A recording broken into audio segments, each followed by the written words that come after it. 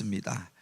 이제 성경 안에서 지난주에 말라기를 우리가 보았는데 말라기 4장하고 마태복음 1장 사이는 사실은 한 장만 넘기면은 바로 그 말라기에서 마태복음으로 넘어갑니다. 구약과 신약의 차이죠. 뭐 손을 넘길 때는 1초도 안 걸리는 0.1초 뭐 그렇게 걸릴까 말까 한 시간입니다. 근데 그 사이에 400년이라고 하는 세월이 담겨져 있다라고 합니다. 그것을 가리켜서 우리가 신구약 중간기라고 이야기합니다. 역사로 보면 중간사 400년이라고도 이야기하는데 바로 그냥 한 장 말라기의 마지막 예언 의로운 해가 떠올라서 그때 바로 의로운 해가 떠올라서 바로 치료하는 광선을 바라리니 그때 외양간에서 나온 송아지와 같이 우리가 기뻐 뛰며 하나님을 찬양하게 되리라. 오실 그분에 대한 예언이 담겨져 있습니다. 그리고 그 전에 엘리야가 먼저 와서 그 오실 길을 예비하게 되리라 말라기가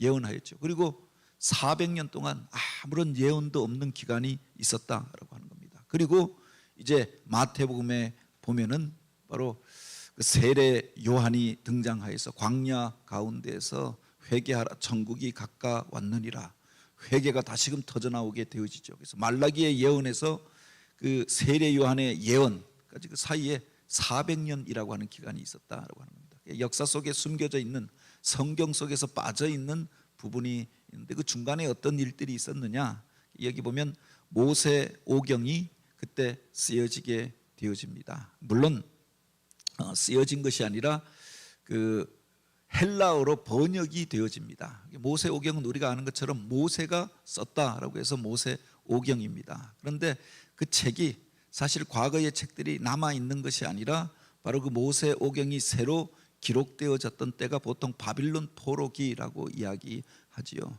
그때 그들이 언어를 찾고 히브리어로 기록하고 그래서 그 기록한 사람이 에스라가 아닐까 보통 그렇게 그 사람들은 이야기하죠. 그런데 유대인들만의 책이었다라고 하는 겁니다. 히브리어를 읽을 수 있는 사람들, 세계에서도 극소수의 사람들만 그 성경을 읽었고 그 중에서도 언어를 배운 제사장들만 그 책을 읽었던 겁니다. 그런데 바로 이 신구약 중간기에 바로 이 구약 성경이 세계 모든 사람들이 지식인들이면 다 읽을 수 있는 언어로 이렇게 번역이 되어지는데 그게 바로 70인역이라고 하는 책입니다. 그 시기에 모세오경이 쓰여져서 모든 사람들이 구약 성경을 읽게 되었다라고 하는 겁니다. 그리고 또 한 가지 일이 있었는데 바로 그 중간에 마카비우스라고 하는 사람이 일어나서 당시에 그렇게 유대를 지배하고 있었던 셀리쿠스 왕조를 쫓아내고 독립왕국을 건설하였던 때가 있습니다. 성경 속에서는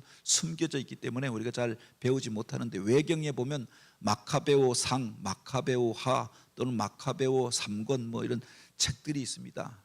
정경으로 인정받지 못하는데 그 시대에 신비한 사건들이 많이 일어나게 되어지고 이 마카베오라고 하는 사람이 바로 외세를 물리치고 독립왕국을 건설하고 다윗 왕조 시대에 그 영역을 확보하는 그런 기간이 있었습니다. 그를 통해서 그 하스몬 왕가라고 하는 데가 일어나게 되어지는데 그 하스몬 왕가에서 중요한 역할을 하였던 사람들이 바로 그 바리새파의 사람들이었던 거죠. 그런데 뒤에 와서는 나중에 그 하스몬 왕가의 핏줄이 끊어지게 되어집니다. 딸만 낳고 남겨지게 되어졌는데 헤롯이라고 하는 에돔 사람이 로마라고 하는 나라가 일어났을 때 로마에서 바로 반란을 진압하는 데 앞장섭니다. 그리고 그가 그 땅에 대한 통치권을 차지하게 되는데 이 하스몬 왕가의 공주랑 결혼하면서 그가 왕의 치호를 받게 되어집니다. 그가 헤롯 대왕입니다. 그리고 우리가 신약 성경 보면 헤롯 대왕이 등장하잖아요. 말라기나 그 앞에 보면 바로 그 페르시아 파사 왕이 나오고 그 땅에 총독으로 스룹바벨을 파송하고 느헤미야를 파송하고 뭐 에스라를 파송하고 이런 이야기가 나오지 않습니까? 그러다가 역사가 그쳐졌다가 신약 성경을 펼쳐보면 중간에 로마가 그 땅을 다스리고 있는데 로마의 총독 빌라도가 등장하고 헤롯 왕이 또 등장합니다. 이 헤롯은 어디서 나온 왕인가? 이 신구약 중간기에 바로 하스몬 왕가의 사위로 들어갔다가 그가 왕이 되어져서 이제 그 왕권이 사실은 유대인이 아니었던 그 사람이 그 땅을 다스리게 되어졌는데 바로 로마가 그에게 그 땅에 대한 통치권을 위임하게 되어졌던 거죠. 그 다음에 예수님께서 오시게 되었다라고 하는 겁니다. 그래서 이 신구약 중간기에 대한 이야기들을 오늘 나누려고 합니다. 그 중간에 여러 나라들이 흥망성쇠를 거듭합니다. 페르시아라고 하는 나라가 세계를 지배하다가 망해 버렸습니다. 그 나라를 멸망시켰던 나라가 바로 이 알렉산더의 제국, 세계사로 보면 그 세계적인 영웅이 아닙니까? 그가 이 페르시아를 멸망시키고 헬라 제국을 만듭니다. 그런데 그가 사실은 12년밖에 통치를 못하지요. 20살의 왕이 되어져서 33살에 그가 죽습니다. 그가 거대한 세계 제국은 건설하고 죽어버리는데, 죽은 다음에 그의 부하들이 세계를 나누어서 다스리게 되어집니다. 오늘 우리가 읽었던 이 다니엘서에 읽은 내용, 물론 다니엘은 그 이전 사람입니다만 앞으로 어떤 일들이 있을 것인가, 이것을 예언하고 있는 내용이다라고 합니다. 그 앞에 잘 보면은 바로 그 이야기가 나오지 않습니까? 강가에서 북쪽으로부터 와서 뿔이 2개에 달린 양이 나오지요. 그 양이 세상을 지배하고 그래서 통치하는데, 마치 파사가 한쪽 뿔은 더 길고 한쪽 뿔은 더 작다라고 했는데, 페르시아, 또 나중에 일어났던 나라가 페르시아입니다. 먼저 있었던 나라가 메디아입니다. 그 두 나라가 연합하여서 바빌론을 멸망시키고 바로 유브라데 강 그 일대를 세계의 통치권을 장악합니다. 그 강가에 있었던 바로 그 양이, 숫양이 바로 이 페르시아 왕국을 상징하는 것으로 생각할 수 있죠. 그런데 그 뒤에 보면 저쪽 서쪽으로부터 바로 한 뿔이 현저하게 난 양이 화가 나서 달려드는데, 그 앞에서 바로 이 숫양과 숫염소가 부딪혔는데 바로 그에게 짓밟혀서, 그래서 숫염소에게 숫양이 짓밟혀 죽고 말고, 그것을 짓밟았던 그 염소의 그 큰 뿔이 잠깐 일어났더니 그것이 그냥 순식간에 꺾여져 버리고 여기서 4개의 뿔이 일어나더라라고 했는데, 이게 바로 앞으로 일어날 일들에 대한 예고가 등장하는 거죠. 파사 메대 왕국이 바로 알렉산더의 군대에 의해서 멸망당하고, 그 멸망당하였던 그 뿔이 세계를 향하여 높아졌는데 순식간에 꺾여지고 그곳에서 4개의 뿔이 일어났는데 4개의 왕조로, 4개의 왕국으로 바뀌어지더라. 그때에 대한 역사를 바로 그 이전에 다니엘이 환상으로 보고 먼저 예언을 하게 되었다라고 하는 겁니다. 그 이야기를 오늘 우리가 함께 나누려고 합니다. 여기 페르시아 제국, 이 부분 한번 읽어 주시겠습니다. 바벨론 제국을 멸망시킨 페르시아 제국의 키루스 2세 왕은 잔인하고 피정복민들에게 일정 범위의 자유를 주는 관용 정책과 지방화 정책을 펼침으로 바벨론에 포로로 끌려갔던 유대인들은 고국으로 돌아가게 됩니다. 바벨론에서 포로 생활을 하며 유대인들은 성전 대신 회당 중심으로, 서기관을 중심으로 살 수밖에 없었지만, 귀환한 후부터는 성전과 제사장, 회당과 서기관이 공존하게 됩니다. 키루스 2세의 뒤를 이어 왕이 된 캄비세스 2세가 후사를 남기지 않고 죽자 7명의 귀족 대표 중 다레이오스 1세가 왕위에 오르게 되는데, 그때가 페르시아의 찬란한 전성기였습니다. 화려한 궁궐과 건물이 세워졌고 각 통치구역은 조직적으로 관리하며 주변 나라들을 정복하는 정책을 펼치게 됩니다. 다레이오스 1세는 그리스를 직접 정복하러 갔다가 폭풍으로 어려움을 겪고 마라톤 전투에서 패배하게 됩니다. 그의 아들 크세르크세스가 다시 그리스를 공격하지만 살라미스의 전에서 다시 패배함으로 유럽 정복의 꿈은 이루지 못하고 다레이오스 3세 때 마케도니아의 알렉산더 대왕에게 세계의 패권을 빼앗기게 됩니다. 예, 이 신구약 중간기에 있었던 이야기인데, 우리가 구약 성경의 마지막 부분에 보면 페르시아 왕국이 등장하잖아요. 그 페르시아 왕국이 이제 바로 그 기세가 헬라 제국에 의해서 멸망하기까지 과정을 우리가 이야기하고 있는 겁니다. 그 앞에 보면 제가 잘못 기록한 것이 잔인하고, 고레스 왕이 잔인하고가 아니라 잔인하고 포악한 정책을 벌이고 바로 그들에게 피정복민을 관용하고 그들의 문화를 인정하고 지방화 정책을 했다. 그래서 의로운 왕으로 성경에 기록되어져 있는 이가 고레스 왕입니다. 성경에 보면 고레스가 자주 등장하죠.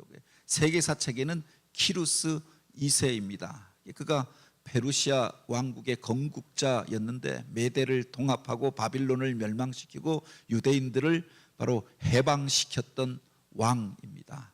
그때 있었던 유명한 사람들이 스룹바벨과 여호수아이죠. 그들이 그 귀한 명령을 받고 돌아와서 성전을 재건하게 되었던 것 아닙니까? 그리고 그 다음에 있었던 왕이 캄비세스 2세인데 성경에는 이 사람 이름이 등장하지 않습니다. 그가 바로 키루스가 죽은 이후에, 고레스가 죽은 이후에 바로 몇 년 동안 통치한 것이 아니죠.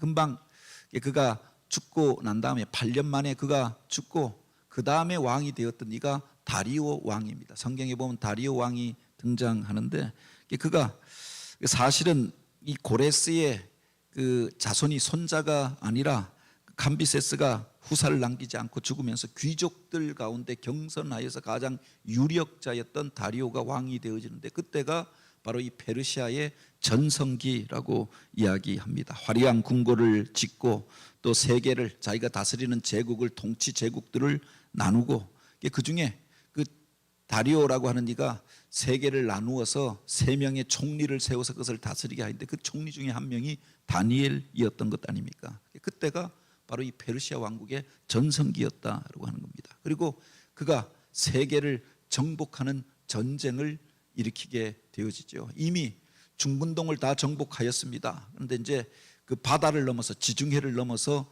유럽까지 정복하게 되어지는데 그래서 그리스와의 전쟁이 이때 일어나게 되어졌던 겁니다. 그런데 그가 처음 갔을 때에는 폭풍우를 만나서 그 그리스에 상륙하지 못하고 돌아오게 됩니다. 그래서 또 큰 함대를 만들고 2번째 정복 전쟁에 나섰다가 그가 패배하게 되어지는데 바로 그 아테네 가까이까지 다 다가가서 그 그리스 전역을 다 정복하고 마라톤 평원에서 마지막 그리스 연합군과 일전을 펼치게 되어집니다. 그런데 그곳에서 패배하였던 것 아닙니까?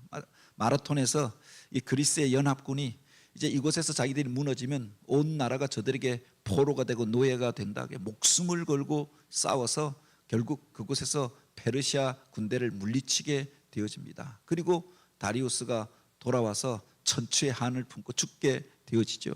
그 아들이 성경에 나오는 아하수에르입니다. 역사책에 보면은 크세르크세스인데 그가 에스더의 그 남편이지 않습니까? 그가 왕이 되어져서 이것을 복수하기 위하여서 다시금 군대를 조직하여서 바로 제2차, 제3차 바로 이 페르시아 전쟁을 일으킵니다. 넘어가서 그 전에 가장 강력한 군대였던 스파르타부터 먼저 제압합니다. 그 영화에 나오는 영화 그 300에 나오는 내용이죠. 그리고 바로 이 스파르타를 정복하고 그리고 그 다음 내려가다가 해상전에서 아테네에 그 해양 군대에 패하게 되어집니다. 이 살리미스 해전인데 그것에서 패배하고 돌아오게 되어졌던 겁니다. 3번의 정복 전쟁이 실패로 돌아갔다라고 하는 겁니다. 그런데 맨 마지막 왕이었던 이 다리우스 3세 그때 이제는 반대가 되어져서 그리스가 통일이 되어집니다. 그전엔 연합군이었는데 여러 나라들이 연합한 나라였는데 그들 가운데서 강력한 왕국이 등장합니다. 북쪽에 있었던 마케도니아가 그리스를 통일하고 이제 자기들을 3번에 걸쳐서 쳐들어왔던 페르시아를 정복하기 위하여 군대를 몰아서 왔는데 바로 그들이 이수스 전쟁에서 일전을 벌이죠. 그때 다리우스 3세가 알렉산더에게 죽임을 당하게 됩니다. 그러면서 페르시아 제국이 멸망하고 그 거대한 제국이 멸망하고 나니까 그 다음에 알렉산더가 세계의 패자로 등장하게 되어지죠.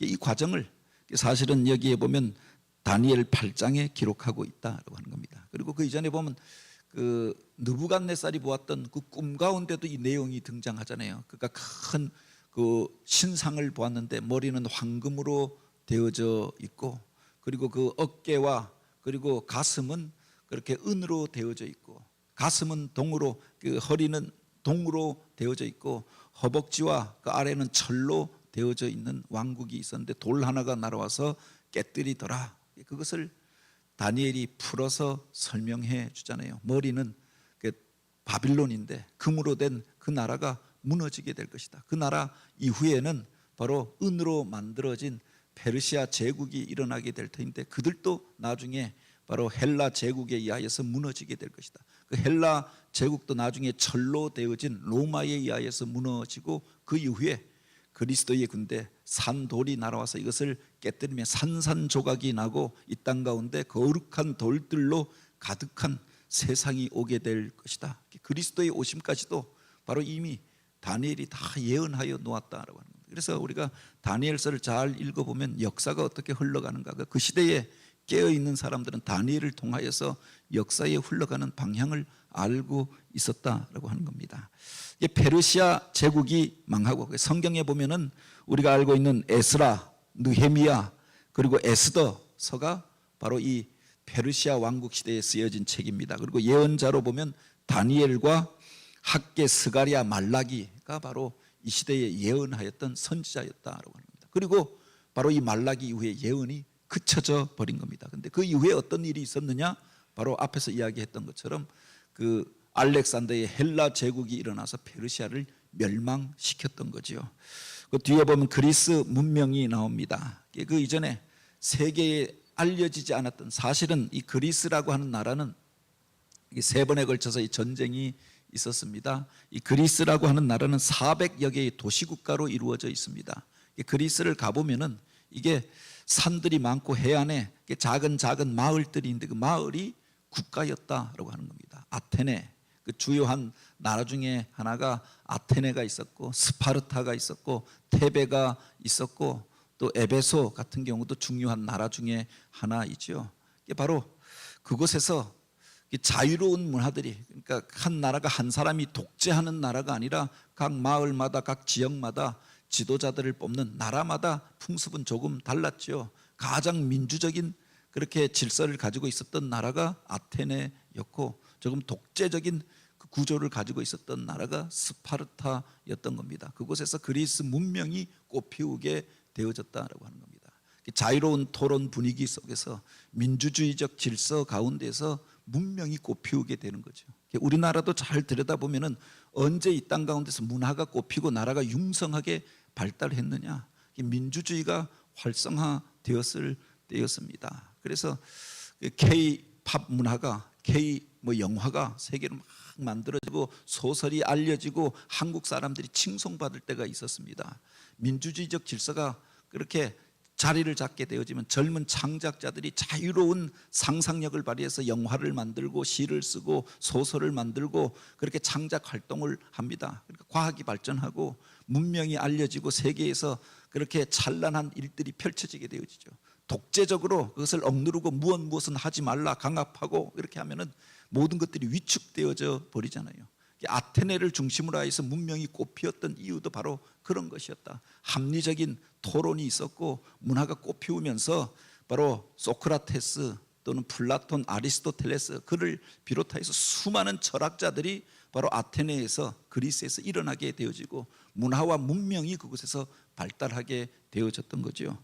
바로 그 이야기를 이번에 기록하여 놓고 있습니다. 초기에 주도권을 가지고 있었던 나라가 아테네였는데 그들이 바로 이 페르시아가 쳐들어왔을 때 연합국을 형성하잖아요. 무슨 그 독재적인 왕이 있었던 것이 아니라 그 중에서 가장 그렇게 힘이 있었던 한 나라가 중심이 되어져서 400여 개 국가가 연합하게 되어집니다. 그때 비로소 민족적인 일체감이 형성되었다. 외적이 침입하니까 그들이 하나 되어서 대처하면서 마라톤 전투에서 승리한 이후에 이 일을 주도적으로 행하였던 아테네가 바로 이 연합국가의 주도권을 가지고 있었던 거죠. 그 나라를, 아테네를 다스리던 지도자가 전체 그리스를 대표하는 때가 있었다라고 하는 겁니다. 근데 나중에 가면은 스파르타가 바로 이 아테네와 경쟁하면서 바로 그 경쟁을 깨트리는 바로 펠로폰네소스 전쟁이라고 하는 것들을 일으키게 됩니다. 서로 갈라져서 싸우다가 결국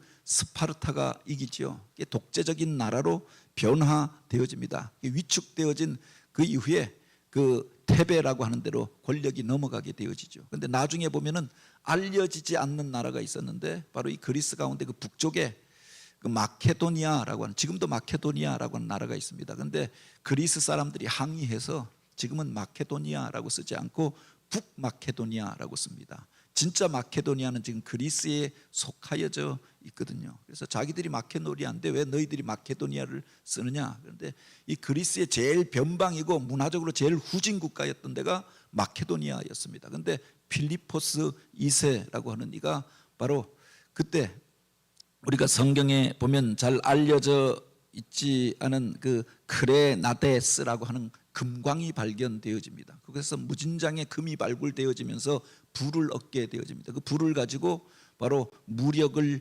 확충하고 그리고 그리스 통일 전쟁에 나서게 되었다고 합니다. 그가 그리스를 다 통일시켜 놓은 다음에 죽게 되어졌던 겁니다. 어느 날 그 많은 나라들을 정복했으니 그렇게 정적들이 생기지 않았겠습니까? 암살당하여서 죽고 만 겁니다. 나라는 통일을 시켜놓고 그가 졸지에 죽고 마는데 그의 아들이었던 알렉산더가 어느 날 갑자기 왕이 되어졌던 겁니다. 20살에 왕이 되어지는데 아버지가 통일하여 놓았던 그리고 아버지가 기반을 준비해 놓았던 그것을 가지고 세계 정복에 나서게 되어지는 거죠. 그 뒤에 보면 헬라 제국이 있습니다. 거기를 한번 읽어주시겠습니다. 그리스를 통일한 필리포스 2세의 갑작스런 죽음으로 20세의 왕이 된 알렉산더는 강력한 군사력을 기반으로 10여 년이라는 짧은 기간 동안 거대한 세계 제국을 건설합니다. BC 334년 소아시아 서부와 남부를 점령하고 이듬해에는 이수스에서 다레이오스 3세의 페르시아 군대와의 전쟁에서 승리한 이후 지중해변을 따라 두로와 가사를 정복합니다.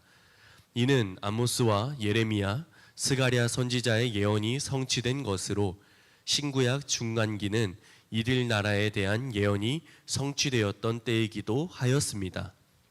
알렉산더는 BC 332년 이집트를 정복하고 그곳에 자신의 이름을 딴 알렉산드리아라는 도시를 세우고 당시 세계에서 가장 큰 도서관을 세웁니다. 알렉산더는 정복지의 각 분야의 학자들과 기술자들을 대동하여 동방의 문화와 그리스 문화 간의 교류를 시도하였는데 이 두 문화가 어우러지면서 헬라 문명, 곧 헬레니즘이 형성됩니다. 페르시아의 수사, 바벨론, 페르세폴리스, 엑바타나를 차례로 점령하고 인도까지 이르는 대제국을 건설한 알렉산더는 32세의 젊은 나이로 죽으며 4명의 장수들에 의해 제국은 분할됩니다. 이후 애굽 지역을 중심으로 프톨레미 왕조가 형성되고 메소포타미아 유역과 시리아 지역은 세르커스 왕조에 의해 통치되어집니다. 바로 그 이전까지는 마케도니아가 그리스의 한 작은 그 도시 국가였습니다. 북쪽에 있었던 문명이 제일 발달하지 않았던 그런데 필리포스 2세가 바로 그렇게 그 나라를 부강하게 하여서 그 그리스 나라들을 통일시키지요. 그 힘을 가지고 이제 알렉산더가 그 지중해를 넘어서 아시아로 이렇게 넘어오게 그들을 향해서 몇 번씩 공격하여 왔던 페르시아를 공격하게 되어집니다. 그래서 소아시아 지금 터키 지역을 점령하고 이소스라고 하는 데서 드디어 페르시아의 대군과 다리우스 3세의 대군과 맞부딪히게 되어지죠. 그곳에서 알렉산더의 군대가 이기면서 세계의 패권을 바로 이 알렉산더가 장악하게 되었다고 하는 겁니다. 그런데 독특한 것이 이 알렉산더는 전쟁을 하러 가는데 옆에 철학자들 그리고 당시의 시인들, 예술가들 그리고 기술자들을 다 대동하고 갔다라고 하는 겁니다. 이게 역사책에 보면은 이 알렉산더의 스승이 누구냐? 바로 아리스토텔레스가 그의 스승입니다. 그의 아버지가 바로 앞으로 세계를 향한 그 경영할 꿈을 가지면서 왕자를 당대 최고의 철학자에게 배우게 하였던 거죠.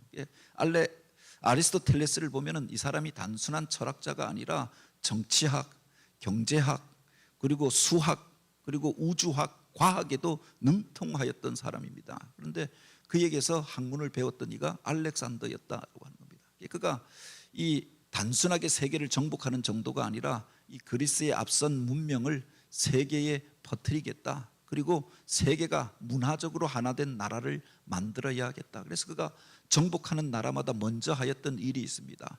헬라어를 가르쳤다라고 하는 겁니다. 헬라어가 그리스 언어죠. 그리스 언어를 퍼뜨리고 그곳에서 바로 그리스의 앞선 문화들을 그곳에 정착시키도록 하였던 겁니다. 그리고 그가 그 점령한 도시마다, 점령한 나라마다 중요한 도시들, 신도시들을 건설하였는데 그 이름을 알렉산드리아라고 지었던 겁니다. 그 알렉산드리아 중에 가장 큰 곳이 이집트를 정복한 이후에 그 북쪽에 세웠던 알렉산드리아라고 하는 도시인데 그곳에 세계에서 가장 큰 도서관을 세웁니다. 그리고 세계의 불가사의라고 하는 세계적인 거대한 항구와 또 등대를 그곳에 세웠다라고 이야기하죠. 그래서 먼 곳에서 지중해 어디서나 그 등대가 보이도록 하였고 그곳에서 세계의 철학자들, 학문하는 사람들이 모여서 그래서 세계의 모든 지식들이 총합되어져 있는 그런 도서관을 만들도록 하였던 겁니다. 이것이 문화적인 힘이 되어지죠. 그때 만들어졌던 문화를 가리켜 헬레니즘이라고 이야기합니다. 동방은 동방대로 바로 오리엔트 문화라고 하는 문명이라고 하는 것이 있었습니다. 바빌론과 페르시아에서 만들어졌던 오리엔트 문명이 있었습니다. 그리스는 그리스 나름대로 민주적인 또 그런 제도와 철학과 문명을 만들었습니다. 이것이 바로 알렉산더의 그 정복 전쟁을 통하여서 만나게 되어지는 겁니다. 그래서 만들어졌던 그 문화를 가리켜 헬레니즘이라고 이야기하는데 이 헬레니즘이 오늘날 유럽 문명의 근간이 되어졌다. 민주적인 질서가 만들어집니다. 그들이 제일 유명한 철학자로 이야기하는 게 소크라테스, 아리스토텔레스 뭐 이렇게 이야기하는데 그게 사실은 그때 전하여졌던 거죠. 헬라 언어가 세계 공용 언어가 되어집니다. 그래서 그렇게 웬만한 사람들은 헬라 언어를 배우고 그래서 고대의 책들을 읽게 되어졌던 겁니다. 그래서 문화가 교유하는 틀이 그때 만들어졌다라고 합니다. 이게 사실은 나중에 보면은 바로 복음이 전파되어지는 틀이 되어졌던 거죠. 초대교회 사도들이 가서 어디 가서나 전도할 수 있었던 이유가 뭐냐? 언어가 통하고 있었던 겁니다. 그들이 헬라어로 번역된 성경을 가지고 갔던 겁니다. 그래서 그 성경을 나누어 주고 언어가 통하니 그 광장에서 사람들에게 복음을 전할 수 있었던 거죠. 그 틀이 알렉산더 때에 만들어졌다라고 하는 겁니다.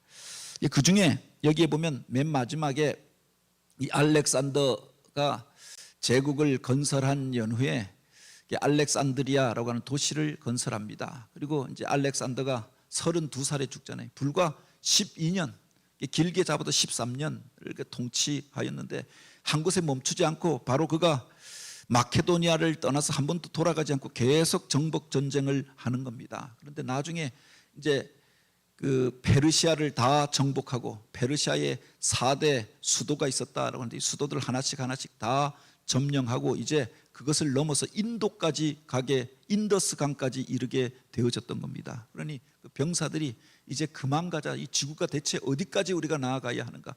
자기 집에서 떠나온 지 10년이 넘게 계속 전쟁을 하였던 겁니다. 우리가 좀 고향에 돌아가기를 원한다. 그들 가운데서 이런저런 항의가 이어지게 되어집니다. 그 와중에 알렉산더도 병을 얻게 되었던 거죠. 그래서 그가 진군을 멈추고 인더스강 유역에서 진군을 멈추고 돌아오게 되어집니다. 돌아오다가 알렉산더가 죽게 되어졌는데 32살이었다라고 하는 겁니다.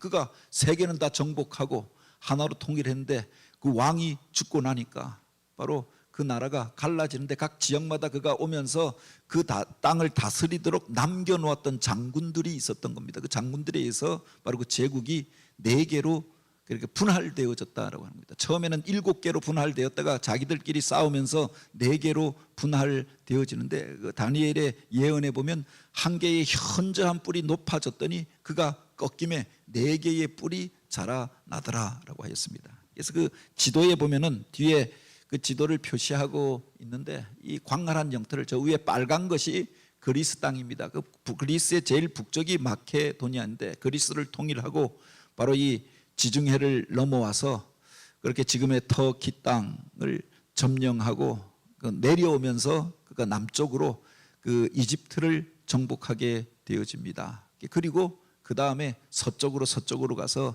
바로 인도 입구까지 정복하게 되어지죠. 그런데 그가 돌아오면서 죽고 나니까 4개의 나라로 나누어지는데 그리스 땅에 하나의 왕조가 세우게 됩니다. 그리고 지금 이집트에서 이스라엘에 이르는 이곳에 프톨레미라고 하는 장군이 자기가 이제 왕을 자처하게 되어진 겁니다. 왕이 죽고 나니까 내가 왕이다. 그래서 그를 통해서 만들어졌던 왕조가 프톨레미 왕조입니다.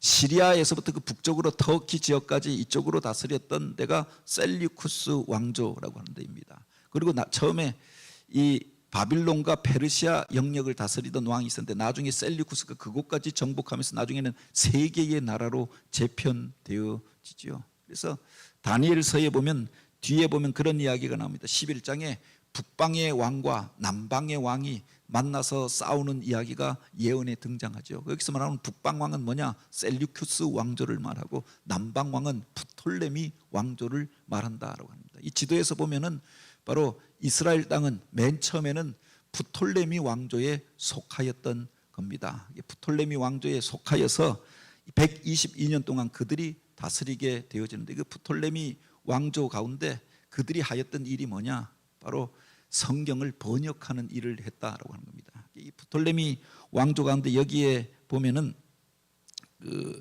프톨레미 2세가 그를 다스릴 때 그가 과거에 알렉산더의 그 영광을 자기들이 재현하고 싶은 마음이 있었습니다. 그리고 이 알렉산더의 세계적인 큰 도서관을 만드는데 세계의 모든 지혜를 모은 책들을 모으게 되어지죠. 그 장서가 20만 권이었다라고 이야기하는데 그가 20만 권이 아니라 50만 권을 모으라라고 지시합니다. 그래서 그 중에 바로 이스라엘 사람들이 그렇게 애독하고 읽는 성경에 대한 이야기를 듣게 되어지죠. 그래서 그가 바로 히브리의 이름난 학자들을 불러 모읍니다. 각 지파별로 6명씩 대표자를 뽑아서 바로 70명의 그 히브리 학자들을 불러 모아서 그들로 헬라어로 성경을 번역하라라고 시켰는데 그게 70인역이었다라고 하는 겁니다. 예수님 당시에 70인역이 세계 사람들에게 다 알려졌던 거죠. 그리고 지금도 우리가 성경을 번역하는 기준이 되어지는 게 이 70인역입니다. 그때 바로 이 성경이 프톨레미 왕조에 의하여서 번역되어졌다라고 하는 겁니다. 이 프톨레미 왕조의 마지막 왕이 누구냐? 우리가 잘 아는 클레오파트라입니다. 클레오파트라가 바로 처음에는 시저랑 그 관계를 맺고 그를 통해서 그렇게 지원을 받으면서 여왕이 되어지고 나중에 보면 안디오쿠스랑 또 친하여서 그를 통해서 그렇게 후원을 받다가 바로 그 전쟁 가운데도 옥타비아누스가 왕이 된 이후에 진압하면서 결국 옥타비아누스의 로마 군대가 쳐들어오면서 스스로 자결하여 죽잖아요. 그래서 클레오파트라가 죽으면서 프톨레미 왕조가 무너지는 것으로 끝나고 로마의 지배를 받게 되어집니다. 이 프톨레미 왕조인데 맨 마지막에 프톨레미 왕조와 모세오경의 세계화 이 부분 한번 읽어주시겠습니다. 프톨레미 왕조의 2대 왕 프톨레미 2세 때 알렉산드리아의 도서관에는 약 20만 권의 장서를 보관하게 되었고 그 후 장서 확충을 위하여 유대의 모세오경을 히브리어에서 헬라어로 번역하는 작업까지 시작하게 됩니다. 이 프로젝트를 위해 프톨레미 2세는 유대로부터 70명의 학자들을 이집트로 직접 초빙해 일정 기간 동안 번역 작업을 하도록 하였는데 이때 헬라어로 번역된 모세오경을 70인역이라고 부르게 됩니다. 모세오경이 헬라어로 번역되므로 헬라 제국 전역에서 모세오경을 읽을 수 있게 되고 구약 성서가 세계화되는 계기가 됩니다. 네, 우리가 읽고 있는 성경은 사실은 그때 번역되어졌던 70인역 그리고 예수님 당시에 쓰여졌던 헬라어로 쓰여졌던 신약 성경 이게 오늘 우리가 읽는 성경의 원형이 되어지죠. 그래서 그 이전에 구약 성경은 히브리어로 쓰여졌습니다. 그런데 사실은 그 히브리어를 제대로 읽을 수 있는 사람들도 고대에도 많지 않았다라고 하는 겁니다. 그런데 헬라어는 보편적인 언어였습니다. 모든 사람들이 지식인들은 그 책을 읽을 수 있는 사람들은 그 시대에 헬라어를 읽었는데 그래서 저희도 대학 들어가면은 철학과에서 제일 먼저 배우는 언어가 물론 영어 뭐 이런 것들은 이제 그 중고등학교 때 배우죠. 철학과에서 제일 먼저 배우는 언어가 헬라어입니다. 그리고 신학과에서도 제일 먼저 배우는 언어가 헬라어이죠.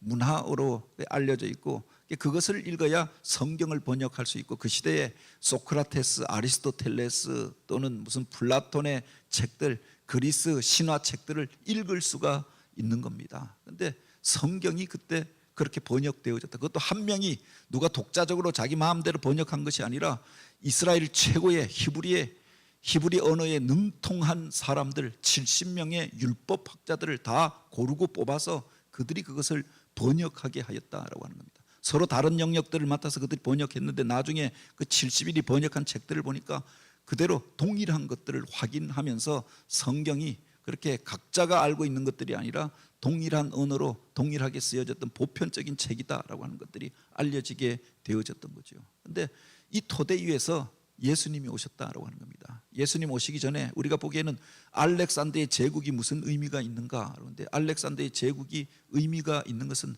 각 나라들의 언어를 통일시켜 놓고 서로가 교유하고 만날 수 있는 문화적 틀을 만들어 놓았다라고 하는 것. 다른 하나는 바로 그 시대의 프톨레미 왕조를 통하여서 성경이 세계인들이 읽는 언어로 번역이 되어졌다라고 하는 겁니다. 이것이 예수님께서 오셔서 복음을 전하고 그 복음이 세계로 전파되어지는 계기가 되어졌던 거죠. 그 뒤에 보면 우리가 이 신구약 중간기에 있었던 또 하나의 역사, 마카비 왕조에 대하여 배우고 또 로마 제국에 대하여 배우게 되는데 이것들이 다 준비된 연후에 예수님께서 오셨다. 그래서 예수님께서 오실 때 그 이야기를 가르쳐 때가 참해라고 그렇게 기록하여 놓고 있죠.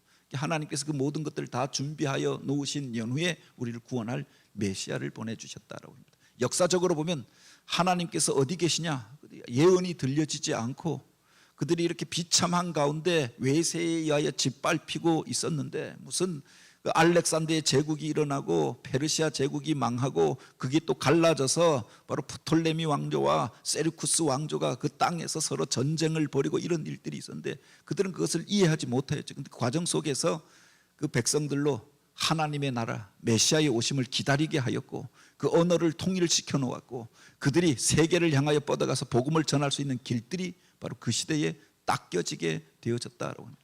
그 다음에 예수님께서 오셨던 겁니다. 신구약 중간기를 통하여서 바로 하나님의 섭리 그리고 하나님의 구원의 계획들이 어떻게 준비되어져 가는가 몇 주간 동안 우리가 더 살피면서 그 속에서 주님께서 오신 이후에 벌어졌던 일들이 그냥 이루어졌던 일들이 아니라 준비된 연후에 이루어진 일들이었다라고 하는 것을 우리가 확인하게 되는 거죠. 우리가 함께 성경을 통하여서 하나님의 깊으신 경륜과 섭리들을 다시금 발견하고 우리 삶 속에서 때때로 하나님이 왜 내가 이렇게 기도하는데 응답하지 아니하시는가? 하나님이 없어진 것 같은 현실 속에서 여전히 일하시는 하나님의 섭리 그리고 당신의 구원의 계획들 경륜들을 이루어 가시는 하나님에 대한 고백을 우리가 할 수 있게 되길 원합니다. 같이 기도드립니다. 오 하나님